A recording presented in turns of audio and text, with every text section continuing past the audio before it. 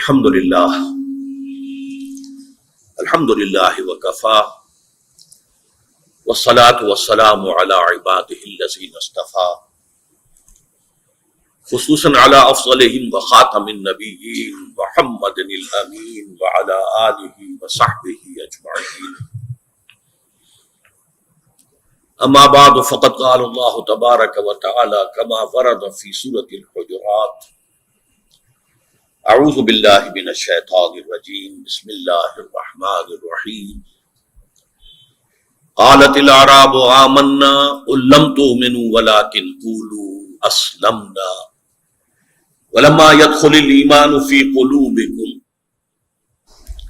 وان تطيعوا الله ورسوله لا يلدكم من اعمالكم شيئا ان الله غفور رحيم انما المؤمنون الذين آمنوا بالله ورسوله ثم لم يرتابوا وجاهدوا بأموالهم وأنفسهم في سبيل الله أولئك هم الصادقون صدق الله العظيم رب اشرح لي صدري ويسر لي أمري واحلل عقدة من لساني يفقهوا قولي اللهم ربنا الہمنا رشدنا واعصمنا من شرور انفسنا اللهم ارنا الحق حقا وارزقنا اتباعه وارنا الباطل باطلا وارزقنا اجتنابه اللهم اجعلنا من عبادك المؤمنين اللهم وفقنا ان نجاهد في سبيلك باموالنا وانفسنا آمین یا رب العالمین۔ آپ کے علم میں ہوگا کہ مجھے آج گفتگو کرنی ہے اسلام اور ایمان کے فرق کے موضوع پر۔ تمہیدی طور پر یہ جان لیجئے کہ قرآن مجید کی بنیادی اصطلاحات میں 3 جوڑے ایسے ہیں کہ جو ہم معنی بھی ہیں، مترادف کے طور پر بھی استعمال ہوتے ہیں، لیکن یہ کہ ان کے معنی میں علیحدہ ایک جداگانہ جو ہے وہ معاملہ پہلو بھی موجود ہے، فرق بھی ہے۔ ایک جوڑا یہی ہے اسلام اور ایمان، ہم اس کو مترادف طور پر استعمال کرتے ہیں، جو مسلمان ہے وہ مومن ہے، جو مومن ہے وہ مسلم ہے۔ قرآن مجید میں بھی اس معنی میں یہ دونوں الفاظ مستعمل ہیں، لیکن یہ جو مقام ہے قرآن مجید کا، جو میں نے آج آپ کے سامنے 2 آیات تلاوت کی ہیں سورہ حجرات کی، یہاں یہ ایک دوسرے کے مد مقابل آئے، یہاں ان کے مفہوم کے اندر فرق ہو جائے۔ اسی طرح کا دوسرا جوڑا ہے جہاد اور قتال، ہم مانی بھی ہیں لیکن ان کے مفہوم میں فرق بھی ہے۔ اسی طرح کا ایک جوڑا ہے نبی اور رسول، ہم مانی بھی ہیں، ایک دوسرے کی جگہ استعمال بھی ہو جاتے ہیں لیکن مفہوم میں فرق بھی ہے۔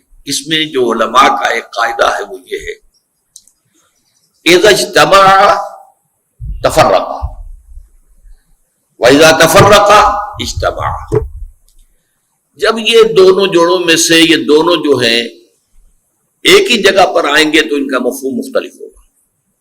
تفرقہ متفرق ہو جائیں گے، علیحدہ ہو جائیں گے۔ علیحدہ انڈیویجولی اگر کوئی لفظ استعمال ہو رہا ہے تو اس میں دونوں مفہوم موجود ہیں، مراد لیے جا سکتے ہیں۔ آج میں اسلام اور ایمان کے بارے میں جو سب سے بنیادی ایشو ہے ہمارا، اور بدقسمتی سے جس کے بارے میں ہمارا ذہن بالکل واضح نہیں ہے، میں کچھ عرض کرنا چاہتا ہوں۔ آیات جو میں نے تلاوت کی ہیں ان کا ترجمہ یہ ہے، قالت الاعراب آمنا، یہ بدو کہتے ہیں، دعویٰ کرتے ہیں کہ ہم ایمان لے آئے۔ قل لم تؤمنوا، اے نبی ان سے کہہ دیجئے تم ہرگز ایمان نہیں لائے ہو، ولیکن قولوا اسلمنا، بلکہ یوں کہو کہ ہم اسلام لے آئے ہیں یا مسلمان ہو گئے ہیں یا ہم نے اطاعت قبول کر لی۔ ولما يدخل الايمان في قلوبكم، اور ابھی تک ایمان تمہارے دلوں میں داخل نہیں ہوا۔ وَإِن تُطِيعُوا اللَّهَ وَرَسُولَهُ، اور اگر تم اللہ اس کے رسول کی اطاعت کرتے رہو گے، لا یلدکم من اعمالکم شیئا، اللہ تمہارے اعمال کے اجر و ثواب میں کچھ کمی نہیں کرے گا۔ ان اللہ غفور رحیم، اس لیے کہ اللہ غفور ہے، رحیم۔ اب اگر تم جاننا چاہتے ہو کہ ایمان کیا ہے، مومن کون ہوتے ہیں، تو اب ڈیفینیشن آ رہی ہے مومن کی. انما المؤمنون الذین آمنوا باللہ ورسولہ ثم لم یرتابوا. مومن صرف وہ ہیں جو ایمان لائے اللہ پر، اس کے رسول پر، بھی شک میں ہرگز نہ پڑے. وجاہدوا باموالہم وانفسہم فی سبیل اللہ، اور جہاد کریں اپنی جانوں اور مالوں کے ساتھ اللہ کی راہ میں. اولئک ھم الصادقون، صرف یہ لوگ سچے ہیں. اب آپ نے دیکھا یہ مقام وہ ہے کہ جہاں کچھ لوگوں کے ایمان کی تو انتہائی تاکیدی نفی کی جا رہی ہے. لم تؤمنوا. اب یہ جو ہے، جو عربی گرامر سے کچھ واقف ہے وہ جانتے ہیں کہ ماضی کی نفی یوں بھی ہو سکتی ہے، ما آمنتم، تم ایمان نہیں لائے ہو. نہیں، لم تؤمنوا، اس میں زور ہوتا تم ہرگز ایمان نہیں لائے، اس لیے میں نے لفظ کا اضافہ کیا. پھر اس پر بھی مزید اضافہ، لما يدخل الایمان فی قلوبکم، ابھی ایمان تمہارے دلوں میں داخل نہیں ہوا. البتہ اسلام تمہارا قبول ہے، ولکن قولوا اسلمنا. اور چونکہ اب یہاں کہا جا رہا ہے اسلام، قرآن تو ہے ہی نہیں، تو ایمان تو ہے ہی نہیں، اسلام ہے، تو یہ اسلام قبول ہوگا یا نہیں؟ فرمایا کہ اگر تم اللہ اور اس کے رسول کی اطاعت کرتے رہو گے تو اللہ تمہارے اعمال کے اجر و ثواب میں کوئی کمی نہیں کرے گا. حالانکہ اصول یہ بنتا ہے کہ بغیر ایمان کے کوئی عمل قبول نہ ہو، لیکن یہاں چونکہ اس کے خلاف بات کی جا رہی ہے، لہذا حوالہ دیا ہے اللہ کی دو صفات کا، ان اللہ غفور الرحیم، یقیناً اللہ غفور ہے، بخشنے والا، اور رحیم ہے، رحم کرنے والا. تو یہ کنسیشن ہے جو تمہیں دی جا رہی ہے. اب سب سے پہلے یہ سمجھیے کہ یہ کون لوگ تھے جن کے بارے میں یہ بات کہی جا رہی ہے. اس کے لیے آپ کو حیات نبوی، حضور کی حیات دنیاوی کے ایک ذرا سا برڈ آئی ویو لینا چاہیے. مکے کا ابتدائی زمانہ وہ ہے کہ جس میں ایمان لانا گویا کہ معاشرے کو چیلنج کرنا تھا. جو شخص کہتا تھا اشہد ان لا الہ الا اللہ واشہد ان محمد رسول اللہ، اب اس پر مصائب کے پہاڑ ٹوٹنے شروع ہو جاتے تھے. لہذا وہی شخص کہنے کی جرات کرتا تھا اشہد ان لا الہ الا اللہ واشہد ان محمد رسول اللہ، جس کے دل میں ایمان یقین کے درجے میں پیدا ہو چکا ہوتا تھا. ابھی تو وہ تیار تھا ہر صورتحال سے نمٹنے کے. رفتہ رفتہ کچھ مکے کے حالات بھی بدلے، لیکن میں اب دوسری انتہا پر جا رہا ہوں. جب مکہ فتح ہو گیا، اب تمام عرب کے قبیلوں نے سمجھ لیا کہ جب قریش ہار گئے، ختم ہو گئے، تو اب محمد کا مقابلہ صلی اللہ علیہ وسلم کوئی نہیں کر سکتا.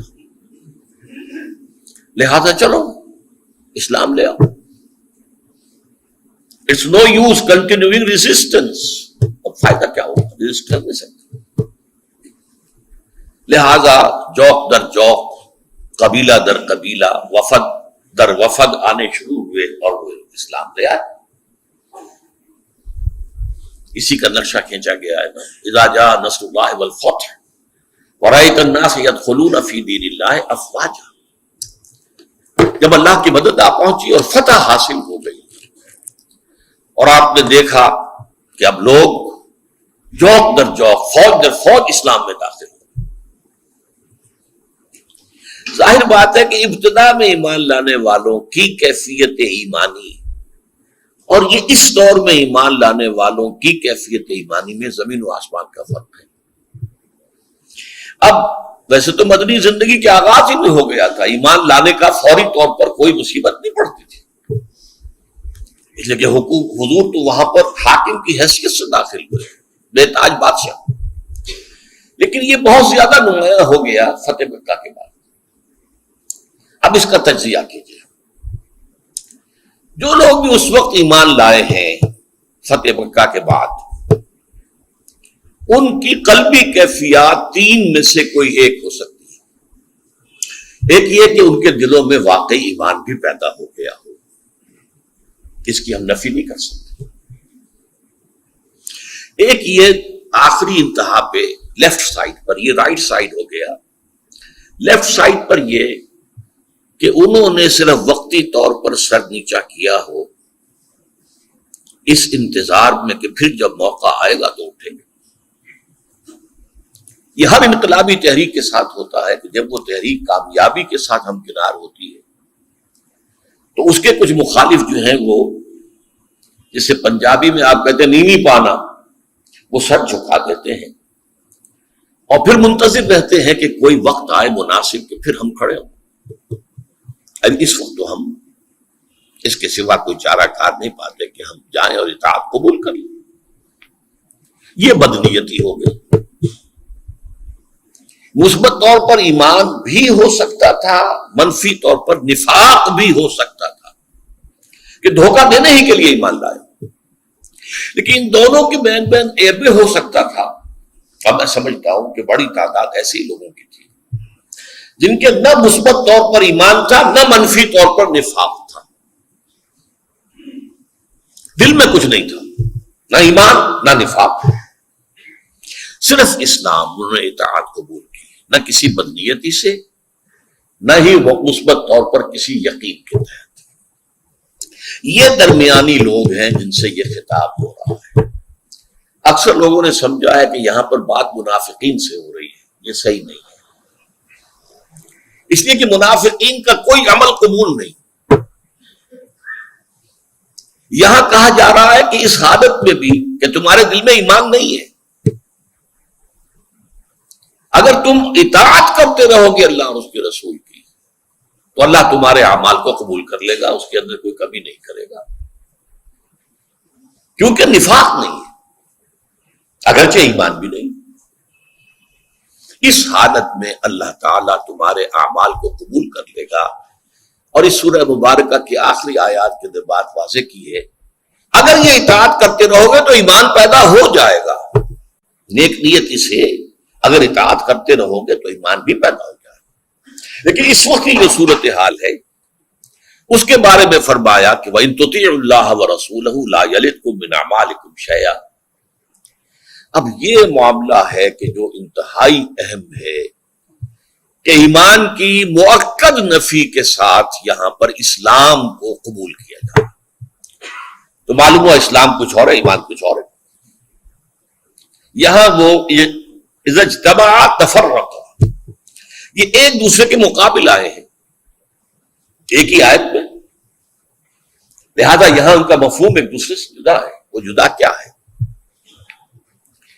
اسلام در حقیقت اس دنیا میں ایک مسلمان معاشرہ اور اسلامی ریاست قائم کرنے کی بنیاد ہے۔ دنیا میں ہم کسی کے دل میں اتر کر نہیں دیکھ سکتے کہ ایمان ہے یا نہیں ہے۔ جس نے کہا اشہد ان لا الہ الا اللہ واشہد ان محمد رسول اللہ، ہم نے اس کو مسلمان مانا۔ قرآن مجید میں ایک جگہ آیا بھی ہے کہ ہرگز مت کہو لست مومنا، تم مومن نہیں ہو، ہمیں کیا پتا بھائی، ہو سکتا ہے مومن ہو۔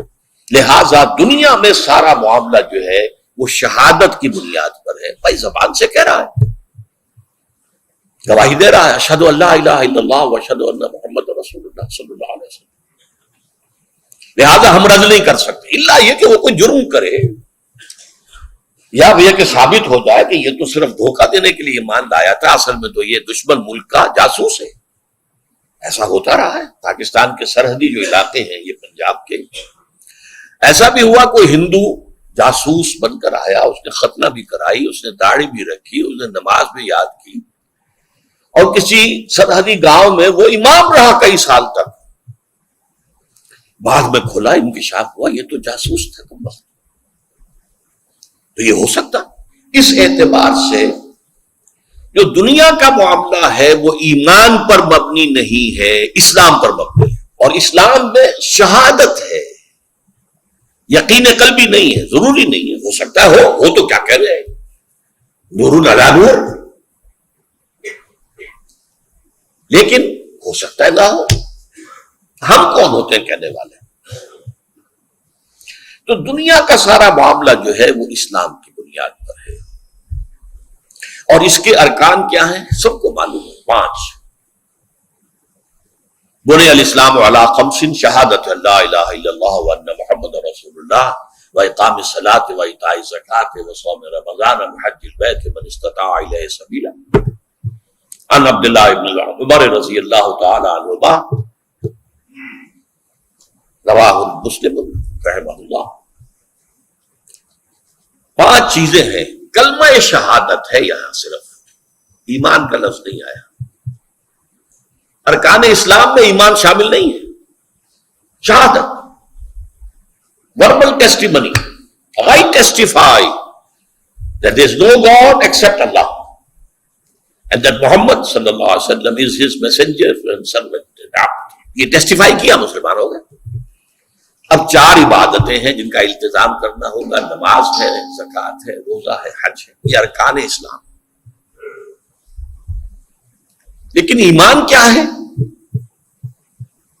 جو اگلی آیت کے اندر بیان ہوا، انما المؤمنون الذین آمنوا باللہ ورسولہ ثم لم یرتابوا وجاہدوا باموالہم وانفسہم فی سبیل اللہ اولئک ھم الصادقون.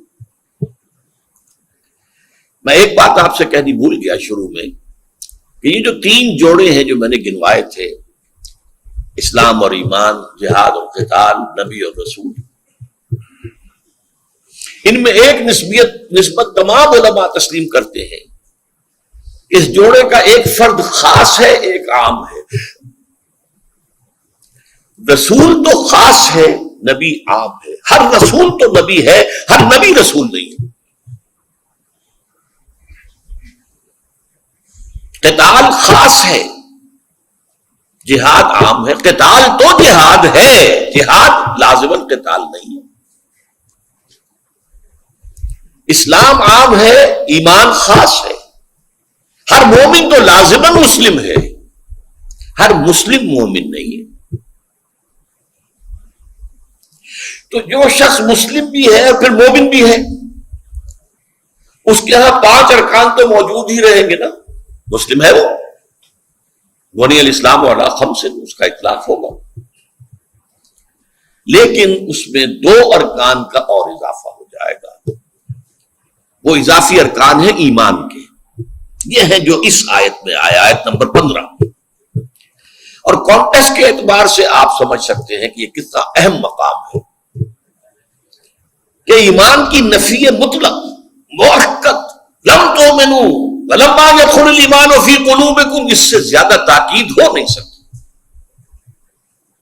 اس کے ساتھ اسلام قبول ہے، اسلام کے وجود کو تسلیم کیا جا رہا ہے.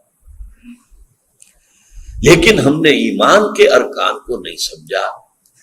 اسلام کے ارکان سب کو یاد ہے.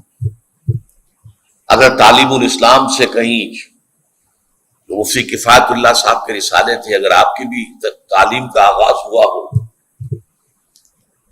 وہ نورانی قاعدے کے بعد یا جو بھی الف باتا پڑھنے کے بعد، پھر ابتدائی جو تعلیم ہوتی تھی مسلمان بچوں کی، اس میں تعلیم اسلام، تعلیم اسلام، تو اس سے ہمیں معلوم ہوتا ہے اسلام، ایمان کی ڈیفینیشن کیا ہے. مومن وہ ہیں جو ایمان لاتے ہیں اللہ اس کے رسول پر، اور پھر قبول کرتے ہیں اس کے تمام احکام، اور اقرار کرتے ہیں زبان سے اور تصدیق کرتے ہیں دل سے. اقرار باللسان و تصدیق بالقلب. تو ایمان کا ایک رکن اضافی ہو گیا. اقرار باللسان پر تو اسلام ہو گیا. ایمان میں ایک اضافہ ہو گیا تصدیق قلبی، اور دوسرا اضافہ کیا ہوا؟ جہاد. چنانچہ یہ جو آیت ہے جو میں نے کہا قرآن مجید کی اہم ترین آیت ہے اس اعتبار سے کہ یہاں پر ایک جامع و مانع تعریف کی گئی ہے ایمان کی. مومن کون ہے؟ کیونکہ پس منظر یہ ہے کہ اسلام اور ایمان کا اختلاف بیان کیا جا رہا ہے. کانٹیکسٹ یہ ہے. اس کانٹیکسٹ میں جب کہا گیا مومن جاننا چاہتے ہو کون ہوتا ہے، ہو سکتا ہے بہت سے لوگوں کے دلوں میں یہ آرزو پیدا ہوئی ہے کوئی ہو. ہم تو مومن بننا چاہتے ہیں. ہمیں بتایا جائے اس کے پری ریکوزٹس کیا ہیں, اس کے لوازم کیا ہیں, اس کی شرائط کیا ہے. ہم صرف اسلام کے اوپر نہیں رہنا چاہتے, مومن بننا چاہتے ہیں. تو اب بتایا جانا چاہیے. انما المومنون, اب یہ آیت ایسی ہے کہ اس کے ابتدا میں بھی اور اختتام پر بھی اسلوب حصر ہے. یہ اسلوب حصر جو ہے یہ نحو کی ایک اصطلاح ہو گئی. مراد کیا ہے اس سے؟ اس کا سادہ ترین اس کی مثال میں اردو میں دیتا ہوں. آپ کہتے ہیں زید عالم ہے, ایک مفہوم سمجھ میں آ گیا. زید ہی عالم ہے, اس سے کیا فرق ہوا؟ باقی لوگوں سے علم کی نفی کر دی, صرف زید عالم. ہی کے اضافے سے زمین و آسمان کا فرق ہو گیا. زید عالم ہے, زید ہی عالم ہے. اس کو کہتے ہیں اسلوب حصر, گھیر لینا. حصار کے معنی کیا ہے؟ گھیر لینا. اس گھیر لینے ہی کو کہتے ہیں منطق میں جامع و مانع تعریف. یعنی تعریف ایسی ہو کسی چیز کی کہ جس میں اس کا کوئی جزء باہر نہ رہ جائے اور کوئی غیر اس میں داخل نہ ہو جائے. جامع اور مانع. یہ آیت ہے قرآن مجید میں جو ایمان کی جامع اور مانع تعریف کر رہی ہے. انما المومنون, مومن تو صرف وہ ہیں الذین آمنوا باللہ ورسولہ ثم لم یرتابوا, جو ایمان لائے اللہ پر, اس کے رسول پر, بھی شک میں ہرگز نہیں پڑے. ذرا غور کیجیے اس بات. یہ واحد مقام ہے قرآن مجید کا جہاں پر ایمان کے ذکر کے بعد یہ اضافی الفاظ ملتے ہیں. ثم لم یرتابوا, ریب سے بنا ارتیاب. ثم لم یرتابوا, پھر لم ہے یہاں پر, پھر شک میں ہرگز نہیں پڑے. کیا مطلب ہوا؟ ان امور پر یقین قائم ہو گیا. ایمان کن کن چیزوں پر ہے؟ اللہ کی ذات اور صفات پر ہے, اور فرشتوں پر ہے, نبیوں اور رسولوں پر ہے, کتابوں پر ہے, باس بعد الموت پر ہے, حساب کتاب پر ہے, جزا و سزا پر ہے, جنت اور دوزخ پر ہے. یہ ایمان اجزاء ایمان ہے. یہ اجزاء ایمان ہے. ارکان ایمان میں پہلی چیز ہے یقین, دل کے اندر پیدا ہو جائے. میں اس کے فرق کو واضح کیا کرتا ہوں انگریزی کے دو الفاظ سے. ایک ہے وربل ٹیسٹیمنی, آپ نے زبان سے گواہی دے دی, اشہد ان لا الہ الا اللہ واشہد ان محمد رسول اللہ, دروازہ کھل گیا. یہ شاہدرہ ہے جس سے آپ, شاہدرہ کہتے ہیں بڑا دروازہ, درا. یہ شاہدرے دو ہیں, ایک لاہور کے دریا راوی کے پار ہے. کیوں کہتے ہیں اسے شاہدرہ؟ لاہور آنا ہے تو اس پل پر سے گزرنا ہوگا, شاہدرہ سے ہو کے آؤ. اب تو خیر اور بھی پل بن گئے. ایک دلی کے مشرق میں ہے جمنا پار شاہدرہ. دلی میں آؤ گے یو پی کے کسی مقام سے تو شاہدرے سے داخل ہونا پڑے گا. تو اسلام کا شاہدرہ کیا ہے؟ وربل ٹیسٹیمنی, اشہد ان لا الہ الا اللہ واشہد ان محمد عبدہ ورسولہ صلی اللہ علیہ وسلم.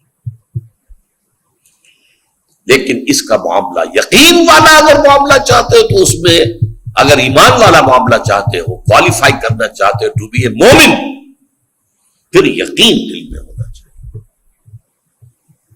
اس کے بغیر تم مومن نہیں. یہ میں نے بتایا آپ کو کہ دنیا میں ہمارا معاشرہ اور ہماری ریاست, اس کی بنیاد اسلام ہے. ایمان اس لیے نہیں بن سکتا کہ ایمان کے جاننے کا ہمارے پاس کوئی ذریعہ نہیں. الیکٹروکارڈیوگرام بنا لیجئے, کچھ بھی کر لیجئے, کوئی شے دل میں اتار دیجئے. آج کل تو سب کچھ ہو رہا ہے. دل کی جو شریانے ہیں انہیں جوڑ دیجئے, توڑ پھوڑ کر دیجئے, جو چاہے کر لیجئے. لیکن کوئی آلہ ایسا ایجاد نہیں ہوا کہ جس سے ہم یہ جان سکیں کہ دل میں ایمان ہے یا نہیں ہے. نہ آج سے 1400 برس قبل تھا, نہ آج. لہذا دنیا کے معاملات جو ہیں وہ ایمان پر نہیں ہوں گے, اسلام پر ہوں گے. اسلامی ریاست کا دستور جو ہے، کون شہری ہوگا اس کا؟ وہ اسلام ہوگا، وہ بھی نہیں۔ لیکن آخرت میں معاملہ اس ہستی کے ساتھ پیش آنے والا ہے جو علیم بذات الصدور، جو جاننے والا ہے اس تمام چیزوں کا جو دلوں میں سینوں میں موجود ہے۔ وہاں معاملہ ایمان کی بنیاد پر ہو۔ خوش دنیا میں مسلمان تھا، مسلمانوں کا وہ لیڈر تھا، بڑا قائد تھا، سب کچھ تھا، لیکن اگر ایمان نہیں تھا تو اللہ کے ہاں اس کا کوئی مقام نہیں۔ اور یہ میں بتا چکا ہوں کہ اطاعت اگر ہوتی رہے گی تو کچھ نہ کچھ ایمان ضرور پیدا ہو جائے گا۔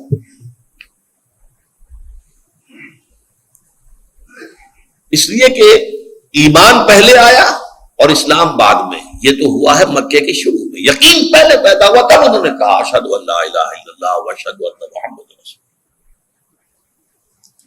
اسی لیے جو حدیث جبرائیل ہے جو انتہائی مشہور ہے اور جس کو ام السنہ کہا گیا، سنت کی جڑ اور بنیاد، اس کی روایتوں میں فرق ہے کہ حضرت جبرائیل نے پہلے سوال کیا اخبرنی عن الاسلام اور پھر کہا اخبرنی عن الایمان، اور یہ بھی ترتیب ہے کہ پہلے کہا اخبرنی عن الایمان اور پھر کہا اخبرنی عن الاسلام۔ جو مکے کے سابقون الاولون تھے ان میں ایمان یقین والا پہلے پیدا ہوا، اسلام بعد میں آیا۔ اور یہ جو لوگ تھے بعد میں ایمان لانے والے، ان کے اندر اسلام پہلے آ گیا، پھر اگر انہوں نے اطاعت جو ہے بغیر کسی دھوکے کے، بغیر کسی نفاق کے جاری رکھی، اور یہ اطاعت کلی اطاعت ہوگی، جزوی نہیں۔ جزوی اطاعت اللہ کیا قبول ہی نہیں۔ افتؤمنون ببعض الکتاب وتکفرون ببعض فما جزاء من يفعل ذلك منكم الا خزي في الحیاۃ الدنیا ویوم القیامۃ يردون الى اشد العذاب۔ تو کیا تم ہماری کتاب اور شریعت کے ایک حصے کو مانتے اور ایک کو نہیں مانتے؟ تو جو کوئی بھی تم میں سے یہ حرکت کرے گا اس کی سزا اس کے سوا کچھ نہیں کہ دنیا میں ذلیل و خوار کر دیے جائے اور آخرت میں سب سے شدید ترین عذاب میں جھونک دیے جائے۔ وَمَا اللَّهُ بِغَافِلٍ عَمَّا تَعْمَلُونَ، اور اللہ کو غافل اور بے خبر نہیں تم کر رہے ہو۔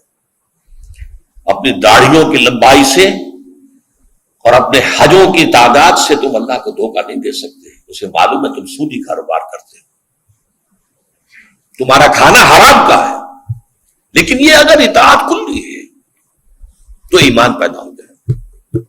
البتہ یہاں اسلام پہلے آیا اور اس پر اطاعت ہوئی اور اطاعت کے نتیجے میں ایمان پیدا ہو گیا۔ اب اگر پیدا ہو گیا ہے تو اس کا ایک طریقہ کیا ہوگا؟ اتر جائے گا دل میں۔ اسی لیے اسی سورہ حجرات میں ایک آیت وہ بھی آئی ہے صحابہ کرام کے بارے میں، وَلَكِنَّ اللَّهَ حَبَّبَ إِلَيْكُمُ الْإِيمَانَ وَزَيَّنَهُ فِي قُلُوبِكُمْ۔ اے نبی کے صحابیوں، اللہ نے تو تمہارے لیے ایمان کو محبوب کر دیا ہے اور اسے تمہارے دلوں کے اندر کھبا دیا ہے۔ یہ ہے دلوں میں کھبا دیا ہے۔ انگریزی میں کہیں گے وربل ٹیسٹیمنی اور ایک پرسنل کنوکشن، ذاتی یقین۔ انما المؤمنون الذین آمنوا باللہ ورسولہ، اسلوب حصر، مومن تو صرف وہ ہیں جو ایمان لائے اللہ پر، اس کے رسول پر، ثم لم یرتابوا، پھر انہوں نے ہرگز شک نہیں کیا۔ اور اس کا ایک دوسرا رکن کیا ہے؟ وہ عمل سے متعلق ہے۔ جیسے اسلام کا پہلا رکن ایمان کی وربل اٹیسٹیشن ہے، شہادت اللہ کے اللہ کے رسول، اور بقیہ 4 اعمال ہیں، نماز، روزہ، زکوٰۃ، حج۔ یہاں پر بھی ایمان کا رکن اول یقین قلبی، اور رکن ثانی عمل میں جہاد فی سبیل اللہ، وجاہدوا فی سبیل اللہ باموالہم وانفسہم، وجاہدوا باموالہم وانفسہم فی سبیل اللہ، اور جہاد کیا انہوں نے اپنے مالوں اور جانوں کے ساتھ اللہ کی راہ۔ اور اس پر پھر حصر پر ختم ہو رہی ہے آیت، یعنی جیسے ہم کہتے ہیں نا بریکٹ شروع اور بریکٹ بند، بریکٹ کے اندر اب ساری اقدار آ گئی ہیں، تو بریکٹ شروع بھی ہوئی ہے حصر سے، انما المؤمنون، مومن تو صرف ہو، اور بریکٹ بند ہو رہی ہے پھر اسلوب حسد سے، اولئک ھم الصادقون، صرف یہ لوگ سچے ہیں۔ کس چیز میں سچے ہیں؟ سچا ہونا ایک بڑا وسیع مفہوم کا حامل لفظ ہے۔ آپ فارسی میں کہتے ہیں راست گو، راست باز، راست رو، سیدھی راہ پہ چلنے والا، صحیح سچا عمل کرنے والا، صحیح بات سچی بات کہنے والا۔ صداقت صرف زبان سے نہیں ہے، صداقت پورے وجود سے ہوتی ہے۔ اسی لیے نبوت کے بعد سب سے اونچا مرتبہ کیا ہے؟ صدیق۔ صدق اس کی پوری شخصیت کے اندر بس جاتا ہے۔ نبوت کے بعد صدیق، پھر شہداء، پھر صالحین۔ فَأُولَٰئِكَ مَعَ الَّذِينَ أَنْعَمَ اللَّهُ عَلَيْهِم مِّنَ النَّبِيِّينَ وَالصِّدِّيقِينَ وَالشُّهَدَاءِ وَالصَّالِحِينَ وَحَسُنَ أُولَٰئِكَ رَفِيقًا۔ جہاد دوسرا رکن ہے۔ جہاد ہے تو ایمان ہے، اور جہاد نہیں ہے تو ایمان نہیں ہے۔ میں بہت کیٹیگوریکل باتیں کر رہا ہوں، ورنہ بات سمجھ میں نہیں آئے گی۔ اب دیکھیے اس وقت کے حالات کا جائزہ لیجیے۔ مسلمان 1.25 ارب 1.5 ارب کے درمیان ہے، 125 کروڑ یا 150 کروڑ کے درمیان مسلمان تو ہے، کیا مومن بھی ہیں؟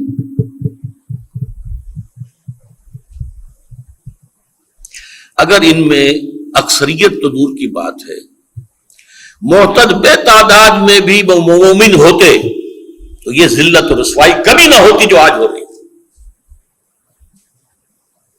اگر ہم مومن ہیں تو پھر قرآن جھوٹا ہے۔ قرآن کہتا ہے انتم الاعلون ان کنتم مومنین، اگر تم مومن ہوگے تو تم ہی سب سے اونچے ہوگے۔ اعلون اعلیٰ کی جمع ہے، اعلیٰ سب سے اونچا۔ انتم الاعلون ان کنتم مومنین، اگر تم مومن ہوگے تو بھی سب سے اونچے ہو۔ تو آج ہم سب سے اوپر ہیں یا سب سے نیچے ہیں؟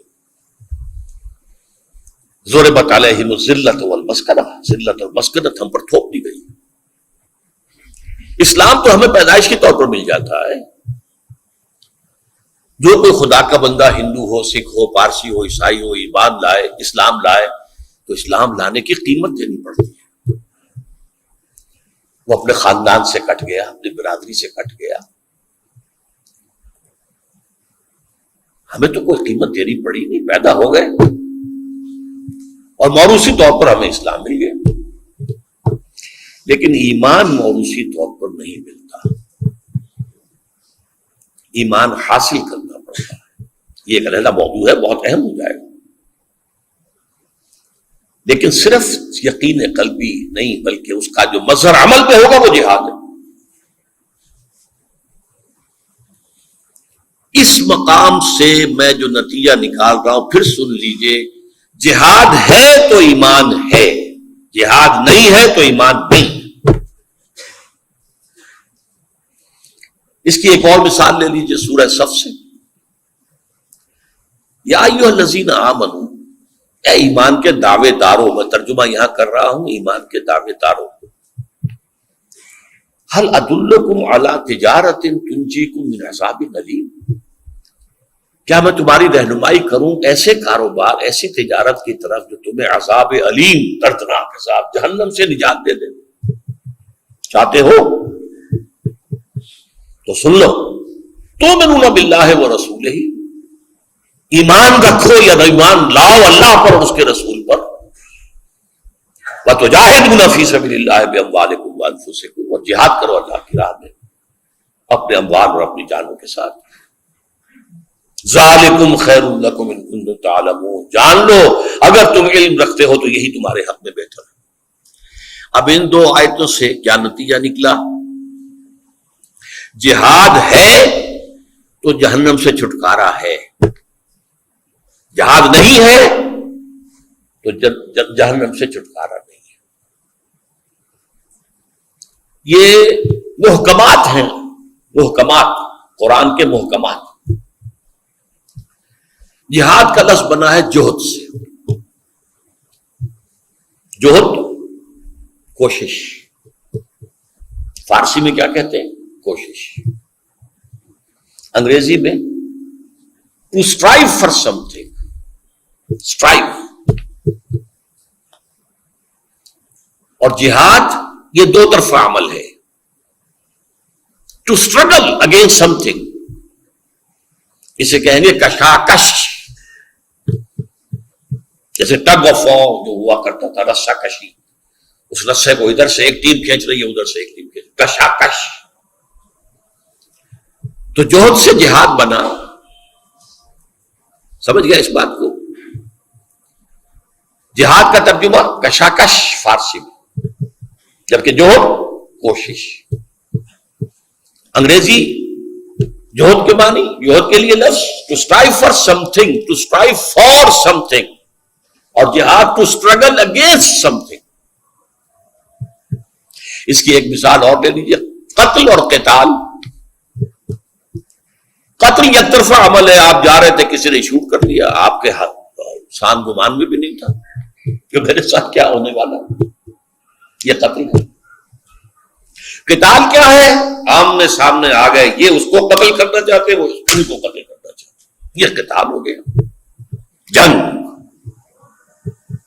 قتل یک طرفہ عمل ہے جوہد کی طرح، اور قتال مقابلے میں آ کر ایک دوسرے کو قتل کرنے کی کوشش. یہ اگر بات سمجھ میں آ گئی تو اب ذرا باتیں کچھ علمی نوعیت کی ہیں، ذرا غور کیجیے گا. جہاد زندگی کی سب سے بڑی حقیقت ہے. ہر لیونگ بینگ جو ہے، لیونگ بینگ، وہ جہاد کر رہا ہے. جہاد کاہے کے لیے؟ رزق کے حصول میں مقابلہ چل رہا ہے، جس کو کہتے ہیں انگریزی میں اسٹرگل فار ایگزسٹنس. وجود کے لیے کوشش ضروری ہے، اور کوشش میں مقابلہ ہوتا ہے. فلاں ایک جو ہے اسامی خالی ہے، آپ بھی چاہتے ہیں، کوئی اور بھی چاہتا ہے. وہ بھی کوئی سفارش لا رہا ہے، آپ اس سے بڑی سفارش لائیں گے. یہ جہاد ہو رہا ہے نا. اس کا نام ہے اسٹرگل فار ایگزسٹنس. اسٹرگل میں نے کہا تھا انگریزی میں جہاد، اسٹرگل. تو اسٹرگل فار ایگزسٹنس، یہ ہر لیونگ کریچر جو ہے اس کے لیے ایک لائف کا ایک فینومینن ہے. اب انسانی سطح پر آئیے، ایک جہاد وہ ہے جو تمام انسان کریں گے اپنے حقوق کو حاصل کرنے کے لیے. جہاد، کسی نے آپ کو آ کے غلام بنا لیا ہے، اس سے آزادی حاصل کرنے کے لیے جہاد کرنا پڑے گا. آپ اس کے خلاف جد و جہد کریں گے، اس سے ٹکرائیں گے، تبھی تو وہ آپ کو آزاد ہونے دے گا. اس کو کیا کہتے ہیں؟ جہاد حریت. جہاد زندگانی کافر بھی کرتا ہے، وہ جو اسٹرگل فار ایگزسٹنس ہے، اس کو اقبال نے کہا جہاد زندگانی، زندگی کا جہاد. جہاد زندگانی میں ہے یہ مردوں کی شمشیریں. تو جہاد زندگانی ایک غیر مسلم بھی کر رہا ہے اور مسلمان بھی کر رہا ہے. فرق کیا ہوگا؟ مسلمان شریعت کے تابع رہ کر وہ جہاد کرے گا، حرام ذریعے سے نہیں کمائے گا، حلال سے کمائے گا. جبکہ غیر مسلم کے لیے کوئی قید نہیں ہے. اسی طرح جہاد حریت، جہاد حقوق، سیلف ڈٹرمینیشن، خود اختیاری حاصل کرنا، اس کی جد و جہد وہ غیر مسلم بھی کریں گے، مسلمان بھی کریں گے. جو یورپین کولونیلزم ہم پر مسلط تھا پورے ایشیا پر، اس سے نجات حاصل کرنے کے لیے ہندوؤں نے بھی جہاد کیا، جہاد حریت، جہاد آزادی. مسلمانوں نے بھی کیا، عیسائیوں نے بھی کیا. افریقی ممالک کے اندر بہت سے جو عیسائی تھے انہوں نے جہاد کیا. کہیں قتال کی نوبت بھی آ گئی. الجزائر والوں نے کتنی جنگ کی ہے، کتنی جانیں دی ہیں، تب جا کر جو ہے فرانسیسی ان کو چھوڑنے پر آمادہ ہوئے، آزادی حاصل ہوئی. یہ ہے جہاد حریت. غیر مسلم بھی کرے گا، مسلم بھی کرے گا، لیکن مسلم اللہ کی شریعت کے حدود کے اندر کرے گا۔ یہ فرق ہوتا جائے گا۔ جب اللہ کے حدود کے اندر وہ جہاد زندگانی کر رہا ہے تو اس کی زندگی عبادت بن جاتی ہے، اور جب وہ اللہ کے حدود کے اندر شریعت کے دائرے کے اندر جہاد حریت کر رہا ہے تو بھی وہ عبادت۔ تیسرے لیول پر ہے نظریاتی جہاد۔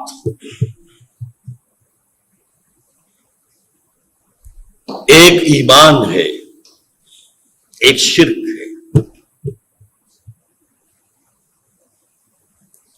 یہ کوئی ایگزسٹ نہیں کر سکتے۔ ایمان اور شرک میں تو تصادم ہوگا۔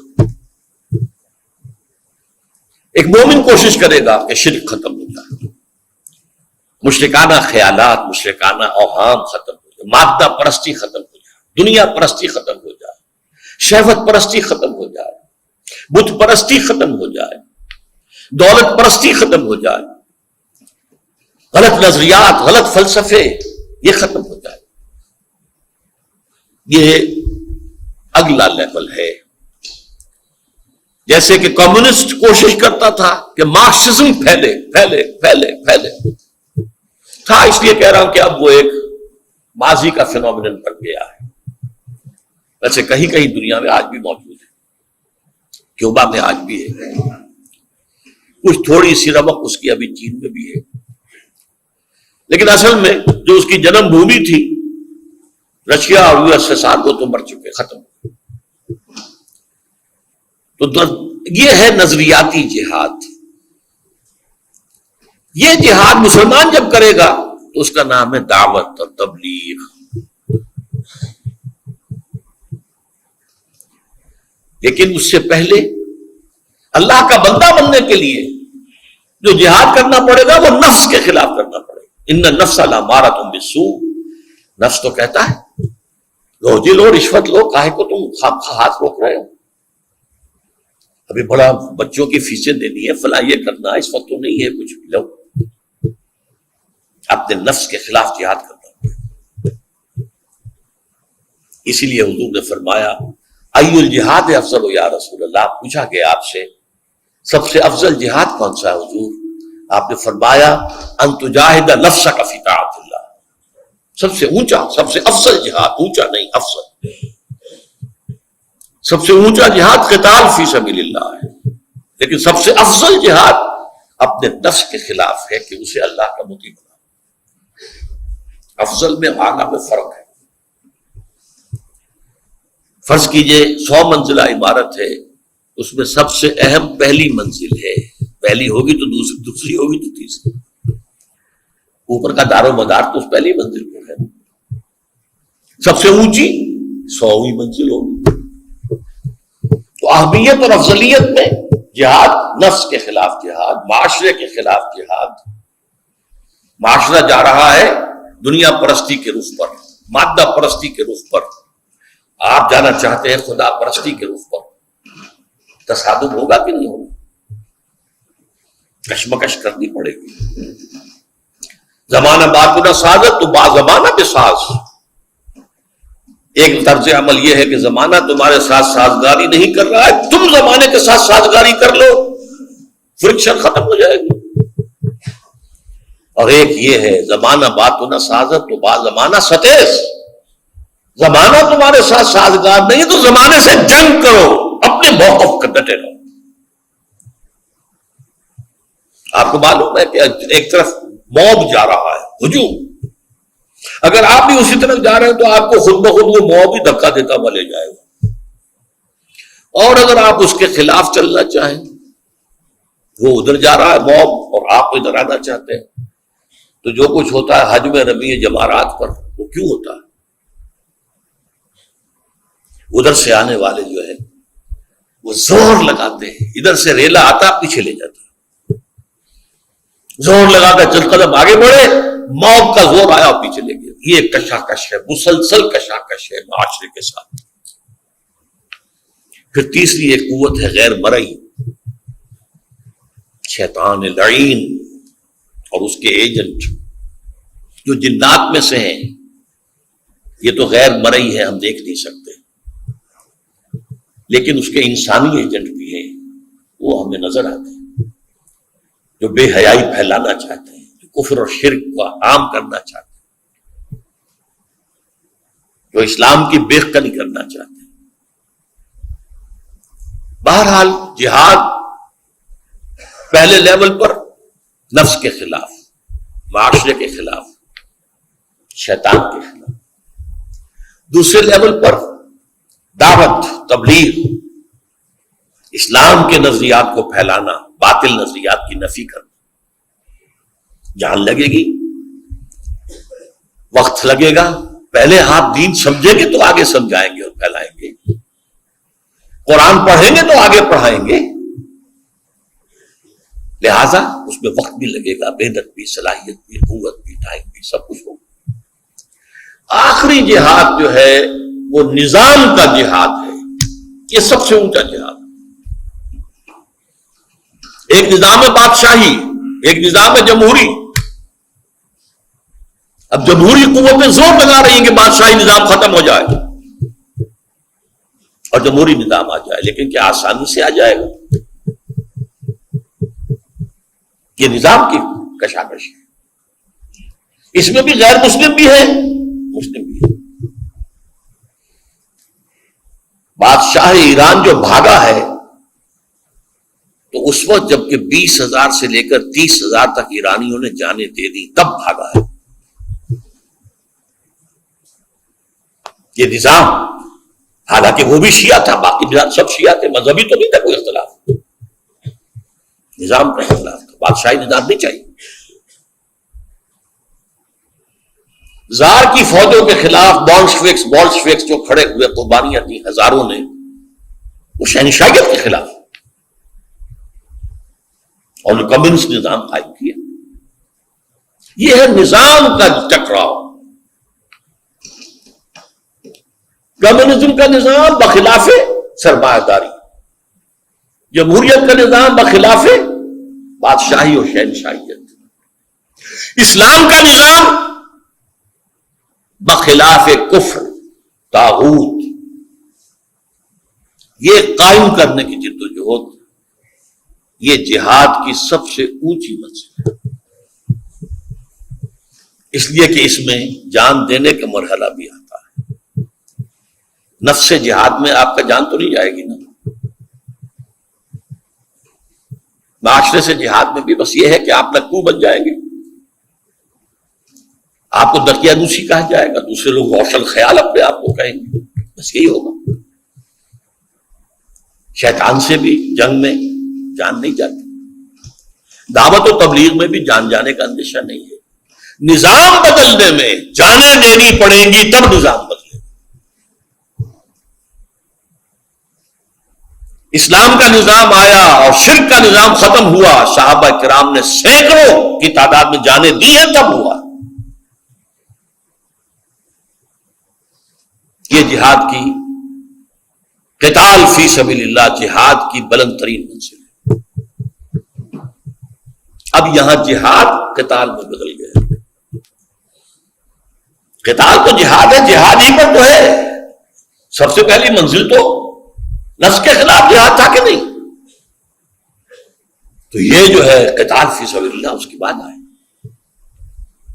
سب سے اونچی منزل جہاد کی قتال فی سبیل اللہ۔ یہی وجہ ہے سورہ صف میں دیکھیے جہاد اور قتال فی سبیل اللہ کے موضوع پر قرآن مجید کی جامع ترین سورت سورہ صف ہے۔ اس کی 2 آیتیں میں آپ کو سنا چکا ہوں۔ یا ایھا الذین آمنوا هل ادلکم علی تجارۃ تنجیکم من عذاب الیم تؤمنون باللہ ورسولہ وتجاہدون فی سبیل اللہ باموالکم وانفسکم۔ یہ جہاد فی سبیل اللہ آیت نمبر 4 میں آیا ہے، ان اللہ یحب الذین یقاتلون فی سبیل اللہ کأن فی سبیلہ کأنہم بنیان مرصوص۔ اللہ کے محبوب تو اس کے وہ بندے ہیں جو اس کی راہ میں جنگ کرتے ہیں، قتال کرتے ہیں، اس طریقے سے صفیں باندھ کر گویا کہ سپلا ہے، جسے آج آپ کہیں گے ری انفورس کانکریٹ، پچھلے زمانے میں دیوار میں سیسا پلایا جاتا تھا تاکہ اینٹوں میں کے درمیان جو درزے ہیں اس میں سیسا آ جائے، دیوار مضبوط رہے۔ یہ ہے جہاد کی آخری منزل، جو محبوبیت خداوندی کا مقام ہے۔ ان اللہ یحب الذین یقاتلون فی سبیلہ صفا کانہم بنیان مرصوص۔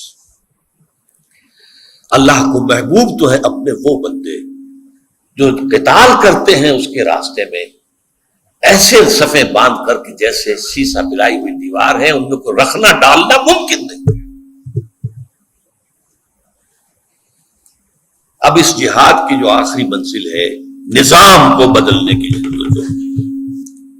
آج کی ملاقات کا حاصل اگر یہ بات آپ کے ذہن میں بیٹھ گئی اور اگر اس کے اعتبار سے آپ نے اپنے دل میں جھانکا، اسلام اور ہے، ایمان اور ہے، میرے قلب میں ایمان ہے کہ نہیں،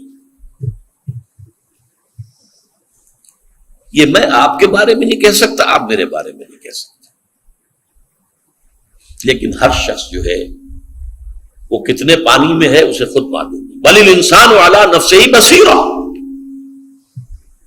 ہر انسان اپنی کیفیت پر پورا بصیرت رکھتا ہے کہ میں کہاں کھڑا ہوں، کتنے پانی میں ہوں۔ اسلام تو کلمہ شہادت کی بنیاد پر ہمیں حاصل ہو گیا، وراثت نہیں مل گیا۔ کوئی اگر آج داخل ہوتا ہے وہ بھی شاہدرے میں داخل ہو سکتا ہے اسلام کے، اور اس اسلام کی اتنی اہمیت ہے قانونی اور دستوری اعتبار سے کہ ایک عجیب واقعہ پیش آیا۔ حضرت اسامہ حضور کو بہت عزیز تھے، بہت پیارے تھے، اس لیے کہ حضرت زید جو ان کے والد تھے انہیں حضور نے منہ بولا بیٹا بنائے رکھا تھا۔ وہ تو جب سورہ احزاب کی آیات نازل ہوئی تو زید بن محمد سے زید بن حارثہ رہ گئے دوبارہ، صلی اللہ علیہ وسلم ورضی اللہ عنہ۔ ان کا یہ واقعہ پیش آیا کہ ایک جنگ میں ایک مشرک سے، کافر سے ان کی دو بدو مقابلہ ہوا۔ جب وہ کافر زیر ہو گیا، بالکل اس کی بس ہو گئی جسے ہم کہتے ہیں، تو اس نے کہہ دیا اشہد ان لا الہ الا اللہ واشہد ان محمد رسول اللہ۔ حضرت اسامہ نے گمان کیا کہ یہ صرف دھوکہ دینے کے لیے، جان بچانے کے لیے اس کہہ رہا ہے، تلوار نہیں روکی، گردن اڑا دی۔ دل میں کچھ رہا کہ یہ میں نے ٹھیک کیا یا نہیں کیا۔ خود جا کر حضور سے کہا ہے یا کسی اور نے اطلاع پہنچائی اور حضور نے طلب فرمایا، اسامہ یہ کیا کیا؟ کلمہ شہادت کے ہوتے ہوئے تمہاری تلوار چل گئی۔ جب یہ کلمہ شہادت تمہارے خلاف استغاثہ دے کر آئے گا قیامت کے دن تو کیا کرو گے؟ حضرت اسامہ نے عرض کیا کہ حضور اس نے جان بچانے کے لیے، آپ نے فرمایا اللہ شقق کا قلبہ، اس کا دل چیر کے دیکھ لیتے بھائی۔ تو اسلام بھی اتنی بڑی شے ہے، اس کو معمولی نہ سمجھیے جو اللہ نے ہمیں دے دی ہے۔ ہمارا معاشرہ اسی کی بنیاد پر قائم ہے، ہم ایک دوسرے کو مسلمان سمجھ کر ایک دوسرے سے معاملہ کرتے ہیں۔ آپ اپنی بیٹی کا نکاح جو ہے کسی مسلمان ہی سے کر سکتے ہیں۔ ہمارے ہاں کم سے کم یہ کہ اور کچھ نہیں ہے، جمہوری ملک ہے، کچھ اور ہے، سیکولر ہے، لیکن لکھ دیتے ہیں صدر جو ہے وہ لازماً مسلمان ہوگا یا لازماً عیسائی ہوگا۔ تو قانونی مسئلہ، یہ کون مسلم ہے کون نہیں ہے یہ قانونی مسئلہ، لیکن ایمان کا معاملہ اس دنیا سے کم ہے۔ اگر اللہ تعالیٰ اسلام بھی دے دے، آمنت باللہ کما ہوا باسمائہ و صفاتہ، میں ایمان لایا اللہ پر جیسے کہ وہ اپنے ناموں اور اپنی صفات سے ظاہر ہے، وقبلت جمیع احکامہ، اور میں نے قبول کر لیا اس کے تمام احکام، اقرار باللسان و تصدیق بالقلب، یہ دونوں شرطیں میں پوری کر رہا ہوں کہ میرے دل میں بھی یہ ایمان ہے، تصدیق ہے، اور میری زبان پر بھی یہ اقرار ہے۔ لیکن اصل شے جس کی ہمیں فکر کرنی چاہیے، اگر آخرت کی فلاح درکار ہے، اگر جنت میں داخلہ مطلوب ہے، اگر جہنم سے چھٹکارا چاہیے تو ایمان کی فکر کریں، اور پھر یہ کہ وہ جہاد کی فکر کرے. لیکن جہاد صرف قتال کو نہیں کہتے، یہ ایک غلط فہمی ہے جو پیدا ہو چکی ہے. جہاد کش مکش کشاکش مقابلہ، پہلے نفس سے مقابلہ کرنا پڑے گا اللہ کی اطاعت کرنے کے لیے، رسول کی اطاعت کرنے کے لیے. ایمان مجھے روکے ہے تو کھینچے ہے مجھے کفر. کعبہ میرے پیچھے ہے، کلیسا میرے آگے، آدمی اسی کشمکش کے اندر ہے. روشن خیالی آج کھینچ رہی ہے آپ کو، عالمی قوت کھینچ رہی ہے، آپ کی حکومت کھینچ رہی ہے. چھوڑ ان سے خیالات کو. یہ کیا ہے پردہ وردہ، یہ کیا ہے عصمت و عفت. پروسٹیٹیوٹس کو سیکس ورکرز کہو، وہ بھی محنت کرتی ہیں سیکس ورکرز. اور یہ یونائٹڈ نیشن اسمبلی کے تحت ہو رہا ہے.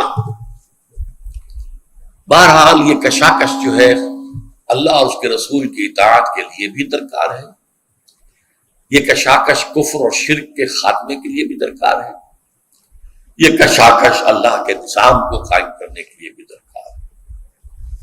کافرانہ نظام، طاغوتی نظام، شیطانی نظاموں کو ختم کیا.